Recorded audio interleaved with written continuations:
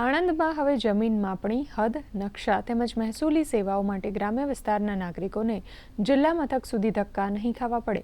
હવે મહેસૂલ વિભાગ દ્વારા ડિસ્ટ્રિક્ટ ઇન્સ્પેક્ટર ઓફ લેન્ડ રેકોર્ડ્સની સેવાઓને વધુ અસરકારક અને જનસુલભ બનાવવા માટે તાલુકા કક્ષાએ કચેરીઓ વધારવાનો નિર્ણય લેવાયો છે. આથી અરજદારોનો સમય અને નાણાં બચશે. આ નિર્ણયથી ગ્રામ્ય વિસ્તારોની મહેસૂલી કામગીરીમાં ગતિ આવશે તેમજ અરજીઓનો ઝડપથી નિકાલ થશે.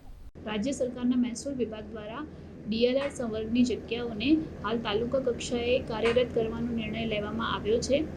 આ નિર્ણયથી હવે ગ્રામ્ય કક્ષાના અરજદારોને નકશાની નકલ, જમીનની માપણી તેમજ સિટી સર્વેની કામગીરી માટે હવે જિલ્લા મથકે આવવાની જરૂર નહીં પડે. તેમને તાલુકા કક્ષાએથી જ આ સેવાઓ પ્રાપ્ત થશે.